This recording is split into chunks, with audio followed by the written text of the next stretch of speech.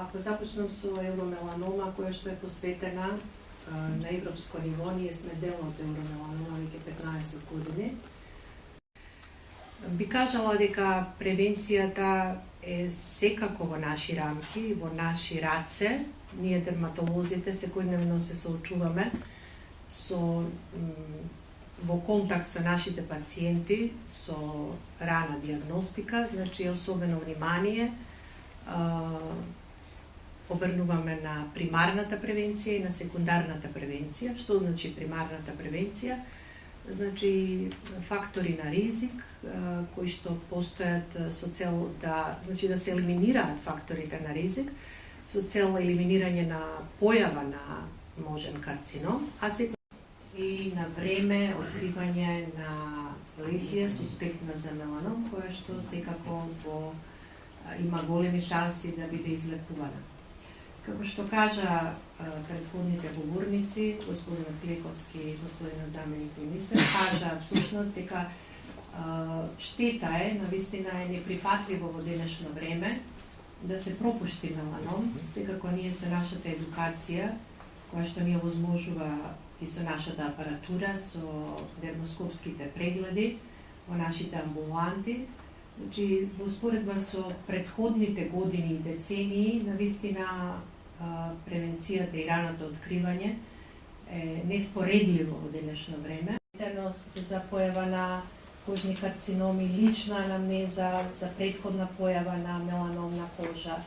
Значи сите тие фактори на ризик пациентот треба да ги знае и секако регуларно еднаш годишно да посетува дерматолог. Во од таа група на ризични пациенти, тоа може да биде и почесто, значи 2 до 3 пати годишно.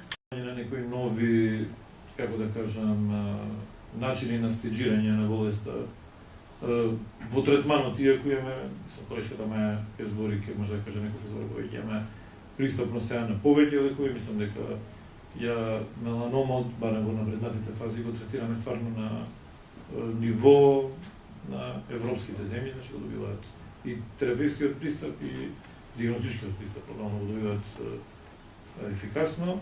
Активности во поглед на рана диагностика, дермоскопски прегледи да се извршуваат и во другите центри, болници на државата.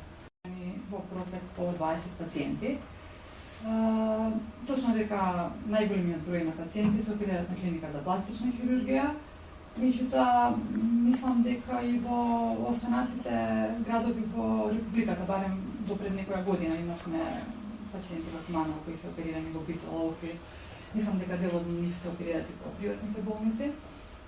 Сепак, пристапот на лекувањето е мултидисциплинарен. Иако денеска зборуваме за меланомот на кожа како најчеста примарна локализација, сепак треба да напоменеме дека меланомот има и други поретки примарни локализации, односно може да потекнува од мукозата, но и од други внатрешни органи, почесто од дигестивниот систем или пак централниот нервен систем. Иако денеска зборуваме за меланомот на кожа како најчеста примарна локализација, сепак треба да напоменеме дека меланомот има и други поретки примарни локализации, односно може да потекнува од мукозата, но и од други внатрешни органи, почесто од дигестивниот систем или пак централниот нервен систем.